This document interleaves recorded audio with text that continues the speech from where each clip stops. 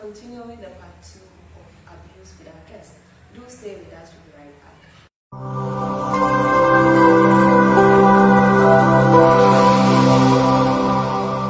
Welcome back. Last week's show was very enlightening, and thank you viewers for your comments and your likes on the show.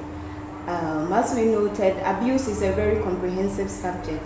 That's why we focused our discussion on spousal, elderly, and children abuse. And then within this circle, you can find physical, sexual, emotional, psychological, and the list goes on and on. Our guest also defined abuse as pattern of behaviors where the person uses that behavior consistently to dominate another. Abuse is all about control and power. So the key words over here is pattern, consistency, and then dominance. But be reminded that a one-off action or an intermittent behavior cannot be termed as abuse. However, these intermittent behaviors cannot be overlooked since abuse thrives on pattern and consistency before control is taken up. Our guest is here tonight to help us with the concluding part of abuse. Welcome, Pastor Joe. Thank you. How was your week? My week was great. All right, it's good to have you once again. I'm honored. It's good to be here. All right, okay. So viewers, you can join in the conversation to share your thoughts and your questions on our social media platforms. Facebook at Ask the Author, Facebook at International Central Gospel Church, the Harvest Temple. And you can also WhatsApp your questions to this number, 0544 633 765. You can WhatsApp your questions to 0544 633 765. What's that? Hello. Okay. All right. So before we start today's last week we weren't able to finish the question about the young lady and the pastor. I would like you to just add the finishing touches to it before we zoom into this agenda. Okay, I think I was emphatic that the young lady should walk away. Yes, so the walk away meaning change your department. Don't be serving the pastor directly if it puts you at risk, and then just walk away from the church. If don't say I'm going to pray about it. It's dangerous. I don't know what you're going to ask, what you want God to say to you, or you can go ahead or something. No, so just walk away. Find another church where you'll be much more safer. Okay. So, a follow-up. Okay. What if I'm in the church with my family? They will definitely ask me, why am I leaving the church? And they will need explanation. That is a very important question. Yeah. So you see, in the last week in our discussion of walking away, we said that one of the ways of walking away is to seek help. So you have to start talking to your parent. As if you're a minor or say exactly you're an elderly person, and talk to seek help from your parent. Explain to them what is happening.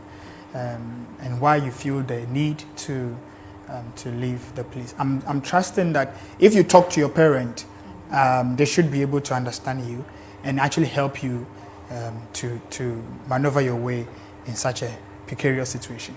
Okay. Yeah. Okay.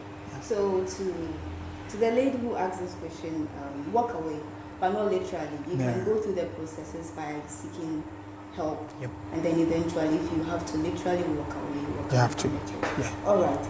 That said, what are some of the signs we should look out for when a boss or someone in power is sexually assaulting the subordinate? Okay, that's someone in power, or maybe your boss in office. Okay, so in this case, it was a pastor. Previous question was a pastor, but it's just the same way.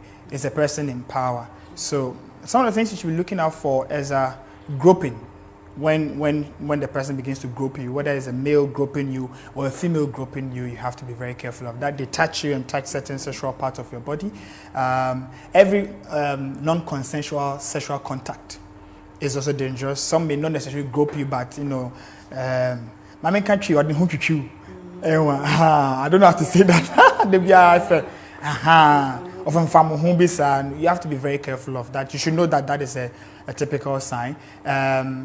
When they begin to pass sexual comment about certain parts of your body, I'm not going to say anything here, but the past comment about your exactly, you have to be very careful about that. And then sometimes people also think that they are playing with you, you are passing by, they slap you in your bum, and no, you have to know that they are crossing the line. Yeah. Okay. This video trended somewhere May. Okay. It was a viral video of a 3-year-old boy who was whipped with a belt and power cable for bedwetting. For bedwetting? Yes. Okay. So a 3-year-old boy was tortured by the father simply because he bedwet. Okay. And the boy really sustained deep cuts, okay, making it even difficult for him to lie on his back. And then there were marks all over the hands and the thighs and everything. So the question is, what is the thin line between physical abuse or abuse in our kind of world and parenting? Because this is the biological father, so imagine what would have happened if okay. you were living with someone else. So the thin line between parenting our part of the world and abuse. I always say this humorously, that the way our parents raised us, some of us, the way our parents raised us, if they were to do the same thing today, they would be in jail. Many of our parents, because it was plainly abuse. But again, we couldn't blame them because that was a template they had. But you and I don't have the same template. Our template have been greatly improved, and so we cannot use the template of our parents to raise our kids. I always say this. For instance, if you were abused, or you say, this is how my parents raised me and I turned out fine, you didn't turn out fine. Especially if you think that is the same thing you must do to raise your kids. No, you didn't turn out fine. There is a problem. You need a readjustment. The baseline is this. An abused parent will abuse his kids.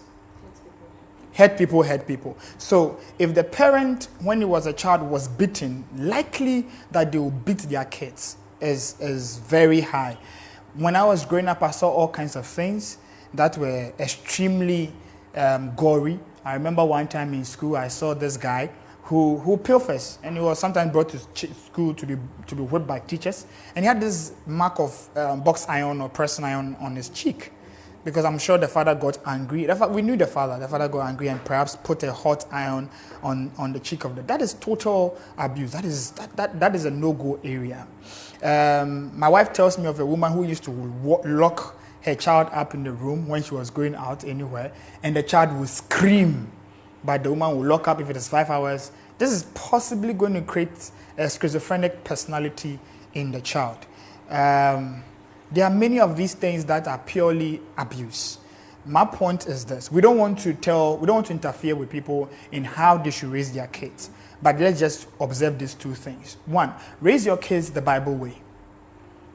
Yeah, the Bible way. The Bible says, spare the rod, spoil the child. But there must be a limit. Because if you also punish your children excessively, guaranteed they'll be stubborn. Cheese is obestrum. They'll become hardened. The more you beat them in front of you, they'll appear okay, but when you are not there, they'll be extremely dangerous. The second thing is this: every form of punishment that you take out on the child that eventually harms the child is no more a punishment, it's an abuse. Any form.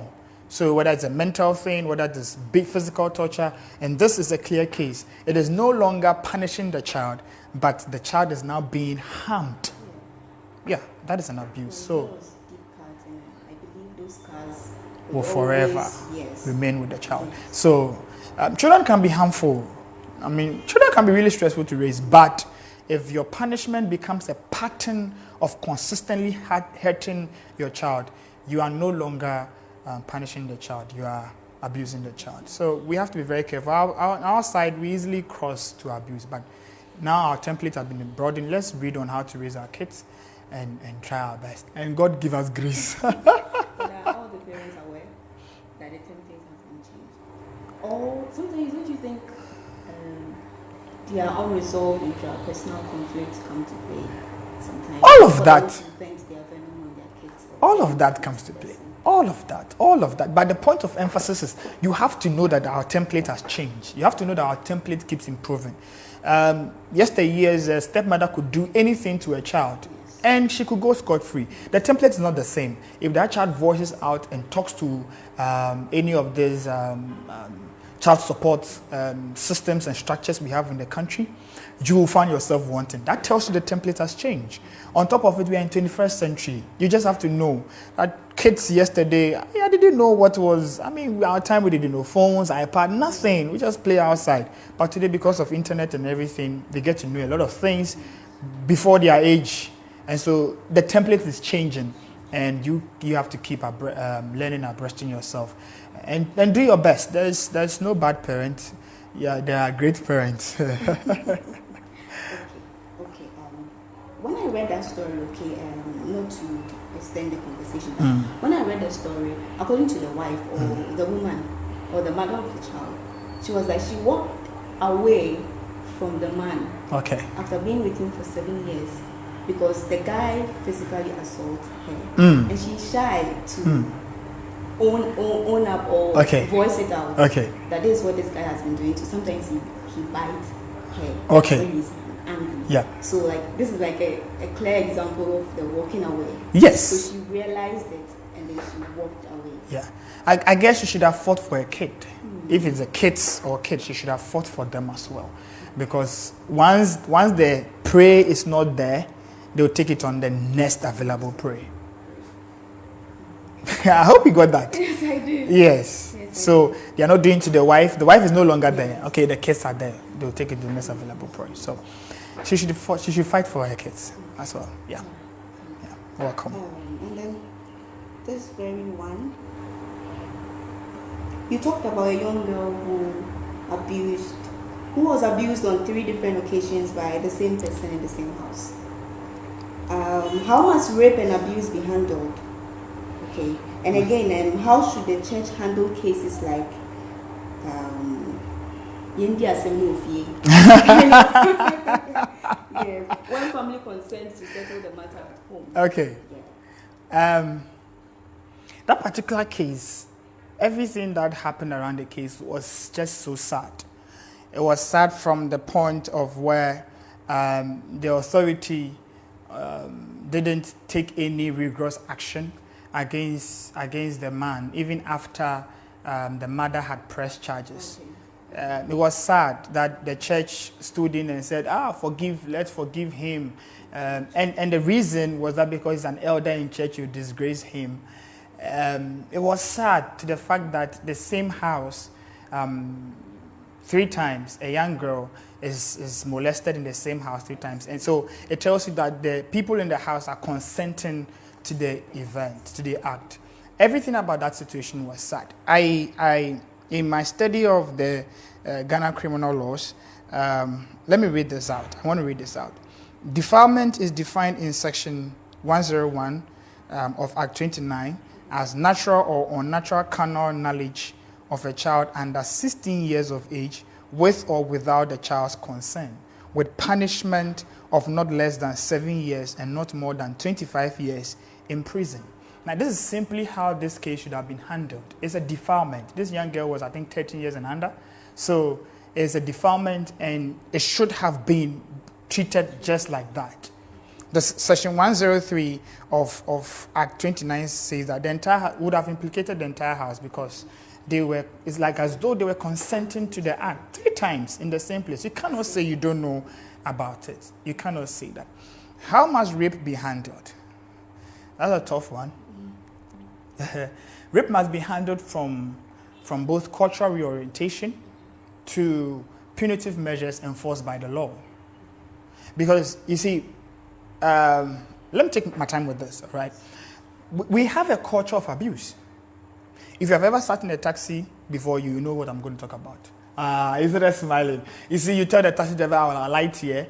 Because he has the power now, he gets angry, does whatever he wants to do, and then he can drive past your place and drop you somewhere else because he has the power. I was in a car with one of the church members. He was driving me home. And then there was this COVID-19 task force in the middle of the night, around 9 p.m. And they were screaming at the taxi driver, hey, move, move, move, hey, move, move, move. Where are they going at that time? We don't know. But because they have the power now. So we have a culture of abuse. And so whenever people have power, we easily, abuse the lesser. That is the reason why slave trade, that is another forum.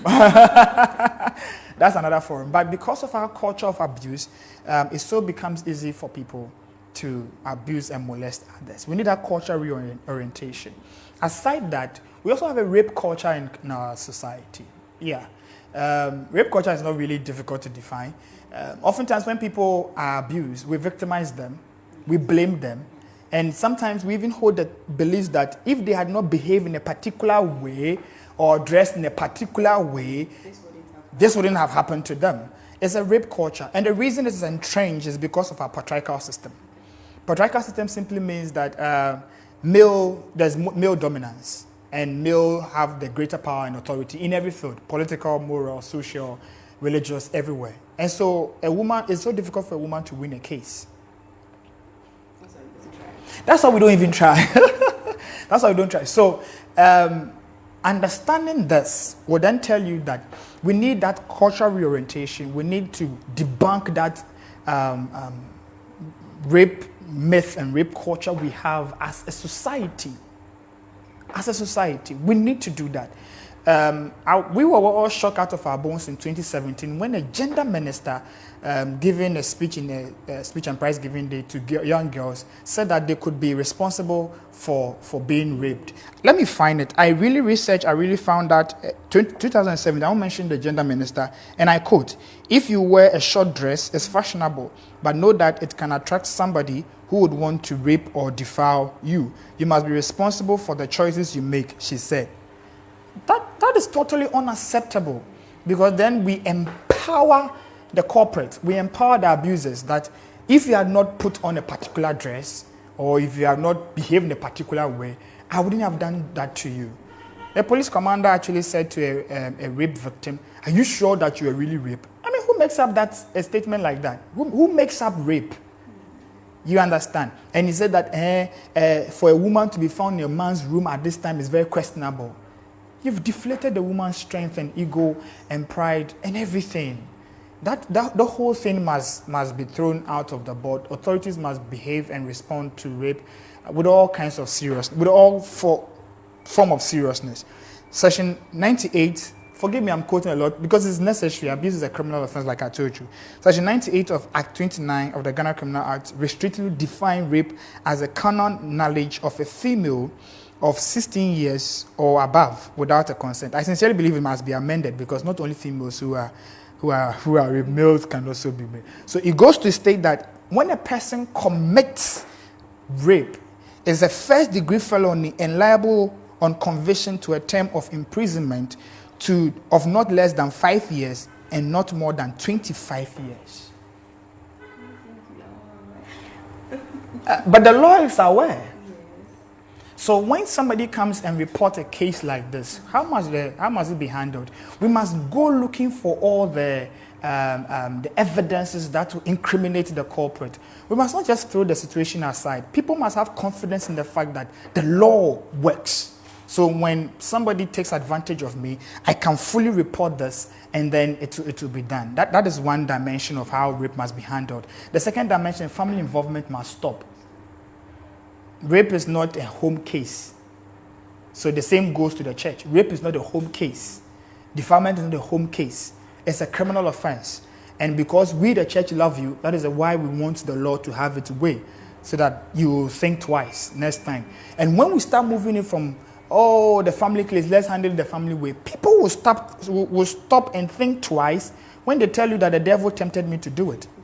Yes, because if you have seen that Kojo Mensah did it and it's 25 years, then yeah, but you saw Kojo Mensah do it, nothing happened.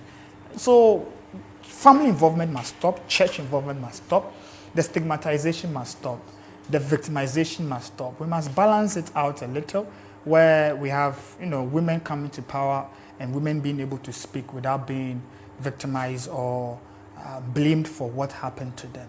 I think all in all, from a cultural reorientation to punitive measures enforced by the law, and the church should not treat rape and defilement as home matter. It's not a home matter. I know I'm going to be in trouble, but it's fine. Okay, so last week we had some questions too, and I would quickly go through it with you. Okay. The first one is, I think this one it was bolding, so I believe this question must really be. Okay. All right. What is spiritual abuse? It's 3 in 1. So okay. I would read all and then we answer all of them. What is spiritual abuse? 2. Is psychological abuse the same as verbal abuse? How about people who want to be abused as a sign of love or before they make love? Okay. So those are 3 in 1. Yes. So what is spiritual abuse? And it's psychological abuse different from verbal abuse. Okay. And then people who want to be abused as a sign of love. Okay. Okay. First of all, for starters, spiritual abuse is not the typical Ghanaian understanding of spiritual abuse. Maybe where you think somebody is going to do juju and is doing you. That is not. That is not it. The only thing I could think of. That's the only thing you could think of. No. As much as spiritual abuse is also termed religious abuse, where you restrict a person from freely practicing their religion. So, for instance, I stop my wife from practicing her faith, from going to church, from praying, from paying her tithe and stuff like that. It is considered as a spiritual or religious abuse. So, as a church, we cannot go and burn a mosque because we don't agree with them. The Muslims cannot come and we can report it, and it is a criminal offense. That is a typical example of spiritual abuse. Yeah. Psychological abuse is not the same as verbal abuse. But all verbal abuse will lead eventually to psychological abuse.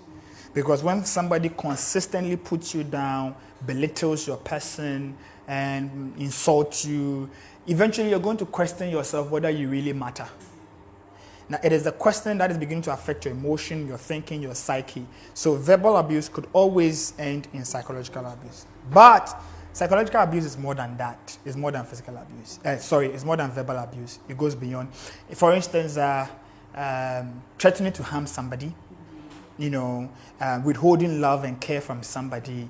Some people say, if you leave me, I'll kill myself and I'll kill you. I'll kill me and kill myself and kill the dog. I particularly hate that because that is just like the character of the devil. The devil, whose name, one of the names is Apollyon. Apollyon means if I can't get you, nobody else will get you. If I won't get you, you should go bad. So that is, I particularly hate. But that is an example of psychological abuse. For instance, tracking people. You pick their phone, you've bagged their phone. Somebody has a conversation with them. You are reading it. You are invading their privacy. All of that could be forms of psychological abuse. Okay, and then the third question is people who want to be abused as a sign of love. I remember the very first time I heard a statement like this, I exclaimed, "Are you serious?" But as I studied and as I grew, I realized that it has no basis. It has no basis except for the fact that it is a social and a cultural orientation. It has no basis for a sign of love. Okay. It's just a social and a cultural orientation. Let me give you 2 examples. I was doing a study and a research on FGM, female genital mutilation. And I came across this country where the young ladies were actually excited they were going to be cut. And so the journalist was having a conversation with them. And they were so happy that they were going to be cut. And she asked them why. The researcher asked them why. So, if we are not cut, it will go into our head and we'll go mad or we'll go blind and all kinds of things. And then he said, no, we are supposed to be cut so that we will look attractive for the men. If you are not in her society, that is a totally horrifying situation. How is pain pleasurable like? How is such a thing, apart from it being a pain, how is such a thing, mutilation, pleasurable? There is nothing great about it, but to her, it is beautiful. Because the culture of the society has taught it so. The second example I'll use is our present trouble we have. Oh, all men cheat. Oh, men are cheats, you know. So, for instance, she had been through a situation and she has been cheated upon. So it has become her norm. And so she goes on to tell people, if men don't cheat on you, they're not in love with you and stuff like that. That has become her norm. So it is very possible that women growing up in such environment were nurtured, the things they heard and the things they saw told them that beating you is a sign of love. And so they'll tell you that if you beat me, it means you love me. It has no basis. But even with those people, I don't think they want to be abused. And so, a little hit, a little scratch here and all of that. I don't know the extent to it because I'm not married to one. So I don't know the extent. But I believe that, they don't want to go through the situation where after love making, they have broken tooth, black eye, puffed eyes and stuff. I don't think so. So couples must be careful not to abuse themselves or abuse their spouses just in the name of being beaten to enjoy sex. If your spouse wants that, by all means do that, but make sure you are not abusing them. And of course, I would say that we have to be careful also not to push anything too far, because some of the pushing of these things had then led to all kinds of perversions. I read about all kinds of perversions, and they are just dangerous. One of them that I just cannot understand is caprophagia or something. There's something like that, where people ingest feces, as a form of sexual excitement. I think that is just the base. So this is way overboard, but it's not very simple, I have a fetish, so-called fetishes in our sexual excitement, and then you go overboard. So we should be careful not to go overboard, right? Questions are still coming in. Okay. I think this one is like, I'm a pastor, and I listened to your discussion last week, and you insisted that the victim of abuse walks away. Does walking away include divorce? Since God hates divorce. And then there was this follow-up. So I think this one directed to you. Yeah. I enjoyed the show. It's so refreshing to see a man of God talk about such issues. I was expecting you to talk about walking away from an abusive marriage from the Christian perspective, since our faith is against abuse. Oh, okay. I actually read the second question on my page. Okay. It's a very good friend of mine. We'll address this one. Yeah, it's a very good friend. Very, very, very good friend of mine. Okay. So let me start from the first and then the second. I'm actually glad this question came. I anticipated it, so I have some few things written down that will guide my thought, because I don't want to leave anything out when it comes to this issue. What I'll begin by saying is that I'm not going to say does walking away involve divorce. I'm not going to just say yes or no, but I'll just beg the pastor to hear me out on this. I think that pulling out the card of God hates divorce, or that our faith is against divorce, must be looked at very, very carefully. Because first of all, that card has two sides, which we often don't look. We just take out the first part of the card and say, hey, God hates divorce, and that's it. No, it has two sides. Let me begin by saying that I am not for divorce. Anybody who comes to me and anybody who talks to me knows that I am not for divorce, because divorce is more terrible than we think. And for me, I explain it in a very simple way, that divorce is like tearing apart Siamese twins without going through surgery. The mangling of flesh, the blood, the death, it's just too gory a picture for me. But even that doesn't describe what the joining together is, because the scripture tells us it's a mystery. So, for starters, I just want you to understand, and the audience to understand, that I am not for divorce. However, I want us to look deeply into this card we pull out. So let me read Malachi chapter 2, verse 16. He says, "For I hate divorce, says the Lord, the God of Israel. And I hate him who covers his garment with wrong, says the Lord of hosts. So take heed to your spirit that you do not deal treacherously." Instantly, you get to see that the God who hates divorce is the same God who hates wrong and dealing with another person treacherously. So God hates divorce, yes. But I can also tell you that God hates abuse, and God hates oppression, and God hates dealing with another person treacherously, just the same way he hates divorce. So when we pull out the card that God hates divorce, I want to also tell you that God does not want any of his sons or daughters to be abused or to abuse any person, whether physically, whether emotionally, whether mentally or psychologically. God doesn't want us to do that. Because when we don't address it that way, and we only wipe out the first session of the card, then people will think that, okay, they can do anything they want to do in their marriage. After all, God hates divorce, or our faith does not allow divorce. God didn't say that. And by the way, our faith also didn't say that. Listen to Jesus and listen to Paul very carefully. God didn't say that. The point I want every one of us listening to me and all of us to get is that divorce is not a cause. Divorce is a result.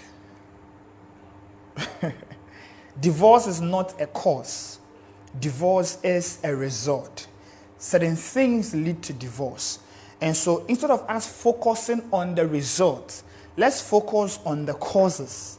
Because when we focus on the causes, then what we don't want, or the kind of result we don't want, will not show up.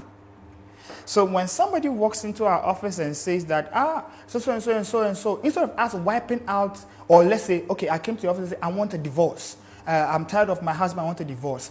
Instead of me just telling you, or instead of you just telling me that God hates divorce, no, let's now look at what is bringing the divorce, what is leading to the thought of divorce. Because God hates the concept of divorce just as much as he hates the concept of abuse. We need to get that. So since divorce is a result and not a cause, certain things must be leading to them. And chiefest of them is neglect. Neglect of all forms. Sexual neglect, financial neglect, emotional neglect of all forms. And then abuse. So when people come to our offices, let them understand that we are going to address this issue, but first of all, what is leading to the decision or to the concept of divorce in your life? I'm telling you, Pastor, if we do this, people will think twice before they do what they do in a marriage. I don't know if abuse is a legitimate cause for the dissolution of marriage. I don't know that. I don't know everything.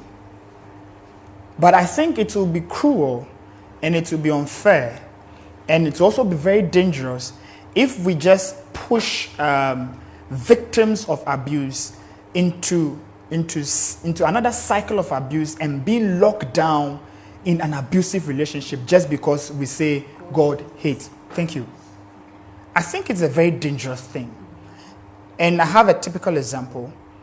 Somewhere, I think 3 years ago, there was a case in Ghana where the man abused the woman physically. So she was bleeding and all of that. And then she went to the police station and reported the case. And then he was arrested.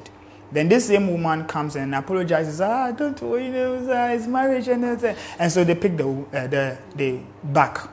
They go to the farm. Something happened. The guy gets angry. And then he cuts off the head of the woman with the machete. I'm not kidding you. You can Google it up right now. And if your viewers can Google it up and tell me whether I'm lying or not. It's happened. And several cases have happened like that. So I'm going to ask the pastor, is that what we want? Is that what God wants? I don't think so. Let's think about the children. Look at the trauma they're going to go through for the rest of their lives. So if something like this is happening, there must be a proper cause. And so instead of we, the church, easily picking up the God hate divorce card, let's not do reconciliation. Listen. By reason of my job, I counsel people. And I can tell you that many marriages can be redeemed. Okay. As long as they are prepared and determined to make the changes. But it is also dangerous if we keep a victim of abuse in a marriage where the abuser is consistent and unrepentant. It leads to dangerous results. We must counsel reconciliation, but we must not counsel the kind of reconciliation like, don't worry, all marriages like that. No, all marriages are not like that. We must not counsel that kind of reconciliation. That's number one. Number two, we must not counsel the kind of reconciliation and counsel where the abusers are never, brought to the point where they accept that what they are doing is wrong and take responsibility for their actions. And of course, we must also not counsel cheap forgiveness that ends up empowering the abuser and victimizing the victim. Because after the person meets you, talks to you as a pastor or something, says, oh, don't worry, that's marriage, things will get better. And they feel like, but so why did I talk to you? And then the abuser goes home and feels like, oh, nothing can happen. And so next time I'll do it again. And then God hates divorce. So I think that we should look at both sides of the same card. And then when people walk into our office, we tell them that if you have violated the first session, you have no right to pull out this card and say it cannot happen. Of course, we still want marriages to work. And so we are not saying, the least thing, go and divorce. No, that's not what I'm saying. Let me conclude by answering the second part, my friend's question. If you are going through abuse as a Christian, the first thing you do is not to suffer it alone. It's not to suffer it in hiding. There's no stigma to abuse. There's nothing like that. So reach out, seek help. The first thing you do is seek help. Seek counseling. And when I talk about counseling, I'm not talking about, I think I must clarify because I say that a lot. Professional counseling is not telling somebody what to do. Professional counseling, in my estimation, is exposing all the God-honored choices to the individual and guiding them to make the right choice out of that. You understand? So you see a professional counselor who will help you to be able to handle that. Number two, talk to your pastor. But as much as possible, we will encourage pastors to seek other authorities and figures that can help deal with abusers, because abusers can easily evade the normal counselor. They will end up manipulating the counselor and the pastor, and by the time you finish, they have proven themselves right because it's been their job for a long time. So professional counseling is one. You have to seek professional counseling. This is the process. You call in the abuser. And he or she must be ready to go through the process of counseling. They must commit to rehabilitation, both clinically and spiritually. Your pastor can help the person. Clinically is to use behavioral cognitive behavioral therapy to help reorient their mind and their behavior and how to deal with this. I know I've taken a lot of time with this, but please forgive me. And so they have to commit to that. And when they commit to that, one of my lecturers said to me in counseling that sometimes, based on the severity of the abuse, there was a recommendation for separation. Separation is not divorce. Sit somewhere. Let's see how the rehabilitation has worked. And then after a while, we join you together again. When we join them together again, expect relapses. It will happen. But when the relapse become consistent again, then treat it as a crime it is. So I'm saying that to my friend. If the abuse perpetuates, treat it as a crime it is. Report it to the law enforcement agencies and committees and structures. Those who can help you straighten it out. Of course, the backside is that the husband or your wife comes and say, you took me to Dofsu, and so I'm leaving you. But then I ask a question. All forms of punishment and remorse and guilt, if it is true, leads to repentance. So if your wife took you to Dovsu and you come back and say, I'm divorcing you, so what? You didn't want to change? You wanted to keep abusing her? Is that what you're saying? You're saying that you were enjoying killing her? It's totally wrong. And we must address that. We really must address that. So when they take the person and they come back and say, I want divorce, I'll tell the person to go and read Jesus' words. Because if you are leaving your wife because your wife took you, that means that you're not ready to change. Jesus said that you have caused your wife to commit adultery. To the pastor and to my friend, I'll say that saving life is greater than saving marriage. Yeah. Saving life is always greater than saving marriage. It doesn't mean that it's a leeway for people to walk out of marriages. I know people will do that. People always do that. But we are saying that when people come to you, don't just say, go back, it's marriage. No. Consider the situation before you pull out that card. I also think that we have to change our concept of marriage, our concept of looking for a wife. Forgive me, I've taken time with this, but I think I should address this. I preached a message and it said, if you ask a typical man, typical average man, what are you looking for in a wife to marry? God-fearing. Or, okay, why do you want to marry? The other one is different. Why do you want to marry? I want a woman who come and cook for me, wash for me, clean the house, give me babies, have sex with me. And I always respond in a very simple way. You're not looking for a wife, you're looking for a servant. You're looking for a slave. And so if you have that orientation in your mind, and you marry your wife, and your wife is not giving you sex and not washing, it's justified to abuse her, because if the slave is not doing her work, how does she expect to eat? So that orientation must change. I know people will fight me, but it is true. You're not looking for a wife, looking for a servant. Just go and get somebody in your house to do that for you. And by the way, washing machine can do the job. So, all right. Okay, thank you very much. That was a great submission.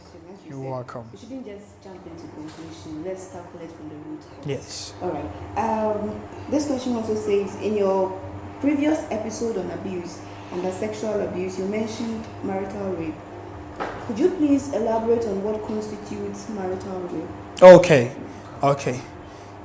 So rape is non-consensual sexual knowledge of anyone 16 and above.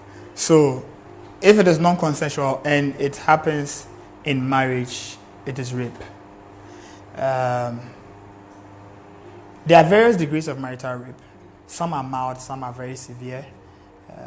The first point of emphasis is this. I remember somebody saying that my husband drags me until I'm like a dead body and he sleeps with me and do all kinds of things with me. That's a marital rape. A woman gave birth and a week later the husband forced himself on her and molested her. And she was traumatized. That's marital rape. Anytime the woman wants to do something, the man chooses to do what she wants to do, is also an example of marital rape. So there are, like I said, there are mild forms and there are severe forms. So when you see that this is happening, how do you handle it? Talk to your husband, talk to your spouse about it. That that's what they are doing. Most people don't know that that's what they are doing. So when you let them know that you're actually raping me, often they will come to their senses. I'm not so sure about prosecuting it. Yes, because even the Criminal Act law does not give place for marital rape. But I'm sure Dovsu can still help you. What if the abuser is not willing to change? Then you know you're dealing with a criminal. If the abuser is already changed, you know you're dealing with a criminal. Because it's a criminal offense. I know in the state, for instance, they prosecute it. And the person will be in a deep trouble for doing that. And then another one, there are lots of questions. Okay. Another one, if my female colleague sits on my laps in the office, is that an abuse? And then let me just phrase it. Okay. When my female colleagues wear dress showing their cleavage and back of their thighs, or tight dress showing the body shape and curves, is that one too an abuse? The two are very different questions. So. Okay. So okay. The first one. The first one. My colleague sits on me. Is he in power? Is he above those who sit on him? Okay, he didn't specify who does that. Okay. He said my colleague, but he is in power. But as to who that person is, I don't know if they're on the same line. Or okay. Because the reason I'm asking that is you cannot reason with an abuser. You cannot argue with an abuser. Okay. It sounds contradictory to what I said in the initial concerning the marital rape, but it's not. Because when you start, for instance, you're talking to your boss is the one sitting on your lap. It's a gentleman, and your boss is sitting on your lap and doing all kinds of things. You have to treat it very carefully, otherwise they can easily throw you out of the office and stuff like that. But in the case where you are in power, you should be able to call these ladies, not being offensive. You have to be able to tell them, let them know that what they're doing to you disrespects you, and you are not comfortable about it. I know some of the ladies say, he's playing coy, he likes it. No, but let them know that I don't like it. And if they are not changing, you have to draw the lines. Everybody has lines of friendship level you can get. And let them know that this is how far you can get. Until it's official business, don't come to my office. If you want to stay nice, they'll continually disrespect you. In the case of your boss, there's also a way to say it. Let them know that you cannot sit on my lap. I don't appreciate it. I like you as a boss, but you cannot sit on my lap because you disrespect me. If you go in a disrespectful way, they'll bite back at you. But you present your case and you realize that they are not stopping. I'll just propose a very simple way. You see, she's coming to your office, get up. So, but you have to know how to handle it. If the person is a boss, it's so easy to call them. The case of the woman dressing provocatively, I don't think it's an abuse. I really don't think. Unless, of course, she intentionally groups you or touches you and stuff like that. Then you can charge her with sexual abuse. Otherwise, I don't think it is an abuse. It troubles me. I cannot concentrate. It affects my productivity in my work. You're not the only person in the office. So he has an issue. You have an issue. No, it's like, otherwise, some of us, when you are walking, and some of us, when you are preaching, you stop preaching because we see things. Okay. So so you are not the only person in the office. You see, if we don't answer this question very carefully, and we say, oh yeah, because you have dressed, you are abusing, that is why I ended up doing it, we will be leaning towards that fact that the woman or the victim is the reason, she was the cause for her being abused. Just like what the minister stated. The dressing of the woman is in no way a reason why a person should be abused. You ought to control yourself. You ought to know how you're going to relate with her. Before I accepted the call, we saw these things in the offices. But you should be able to control yourself and say, hey, I'm not the only person looking at this, and I must know how to handle this. I must control myself. And then if you think she comes too far, you must have, like I said, barriers that control. Because as for the dress, it is not a reason. Otherwise, how will we explain people who are raped in the villages, typical villages?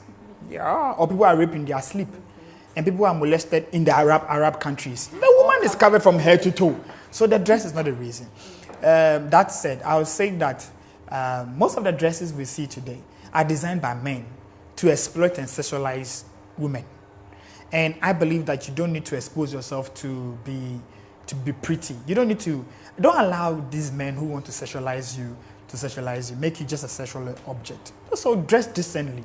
And from a Christian perspective, I'm a Christian, I have to say that. God says, whatever trips another person, just avoid it.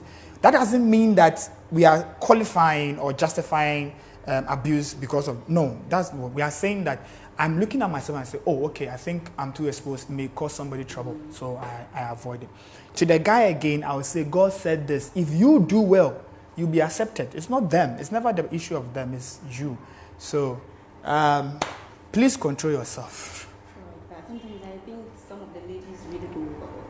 Oh yeah, we will not take that for granted. We will not take that for granted. There's definitely an overboard. There's definitely an overboard. And one thing, so far in our discussion, most of the questions are towards women, children. It doesn't mean men are not abused, or they are, but they just can't voice out. Men are abused.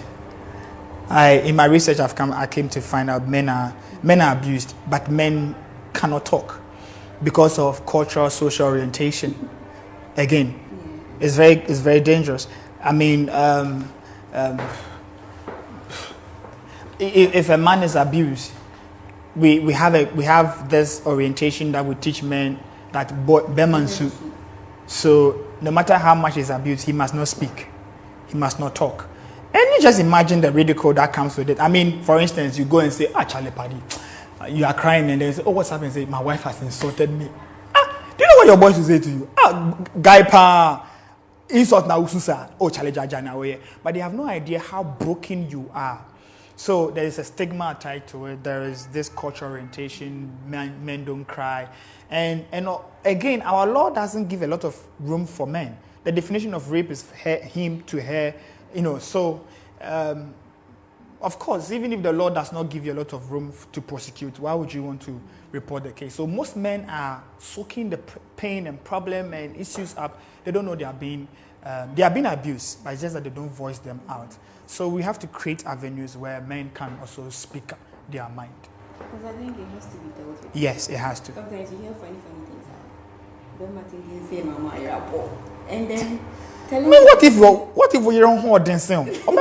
So you understand? I'm not saying this right. I'm just saying that so we must give room so that the men can okay. Time is really not on our side. I see. Let's quickly run through these two questions and then you can give us your final thoughts. Okay. Okay. Are there certain people who are not genuinely aware that they are being abusive? I think so. This topic will help them. They should get part 1 and part 2 of abuse. So let's share with friends and family. It will help them in a great. I think so, because most women who abuse their husband, especially verbally and psychologically, don't know that they are abusing them. That's how they were raised. There was a particular case. The woman had a very sharp tongue, until I met the mother. Then I knew where it was coming from. That's what she's been used to all her life. So she thinks, what's your whole... She can say very painful things. And so I sincerely believe that, just in the case of narcissists, who very much know what they are doing, and they keep doing it. But some people don't know they are abusive. Okay. Yeah, thank you very much. So viewers, keep sharing the part 1 and part 2 of abuse just to save a life. Yeah. Right. So Daddy, please give us your final thoughts on my final thought. I know you asked that, so I have a thought here. First of all, I think that we must have quite a lot of education on abuse. While our children are growing up, we should start talking to them about abuse. We should start talking to them about things they should look out for when somebody is invading their privacy or going too far with them. As a nation, we must have cultural reorientation. We must have social reorientation. And then the church, spiritually, must have a reorientation. Let me run through this quickly. For instance, now cultural reorientation, we're losing out on our patriarchal system in the country. And that is why I was so happy seeing some women come into positions of power like VC and chosen as vice president and delegate, stuff like that. It's a good thing because it will balance out the system a bit. It's a very, very good thing. We should encourage that so that women can voice out and will be heard. And then we should remove the stigmatization. When somebody is abused, let's stop victimizing them. The authorities people must have confidence in the authorities that when I report the case, I'll be helped and I'll be defended and not be mocked and all of that. Church-wise, I think we should learn a lot. The church must improve herself, must learn, must become educative, must educate the people, and must also let people understand that when you go out there and you rape somebody and you defile somebody, we are not going to stand at your back and defend you. Because we love you, we'll let the Lord take its course. That is one. For people who have gone through abuse, one of the things I'll say is that seek counseling. I've explained what the counseling is. Seek counseling. In your seeking of counseling, you have to understand that walking away always comes with a lot of pain. Even if the person was abusive, you still miss him, you still miss her and stuff like that. So when you walk away, you have to seek counseling. And in your seeking counseling, there are certain processes also you go through. The counselor will help you. But you also have to forgive them. The person was abused. Forgive them. Genuinely. The next one, because of your time and our time, let me just quickly run through. Forgive yourself. That's one of the most difficult things to do. I think if I have another forum, we can talk about that. Forgiving yourself. And then seek God intensely. Because it's not just your mind that is broken, your soul was broken. And the person who can mend your mind and soul is God. Seek God intensely in prayer, in searching, in reading for restoration. And then last of all, live again. Live again. Laugh again. Live again, laugh again, go out there again, dress again. Go on a date again. Be you again. Because what you were told by the abuser is not true. There is you inside you, and if you allow her or him to come out, you'll be amazed what God will use your story to tell. Thank you. Thank you very much. You're welcome. Thanks so much. You've really helped resolve and the audience this subject. You're welcome. Thank you, Auntie. You're welcome. We hope to see you again. I'll be here again when you call me. Thank you, viewers, for staying with us. And thank you, Pastor Ato, for this great discussion. That's really been an eye-opener. And I know my viewers would agree with me on this. Again, viewers, abuse is real. Be on the lookout for the pointers. This will be a courageous step to speaking out on abuse. And help us end the silence around abuse. Seek God intensely and live again. Our next show comes off on August 27 on the topic When Faith Fails. My name is Stephanie Audrey. Have a good night.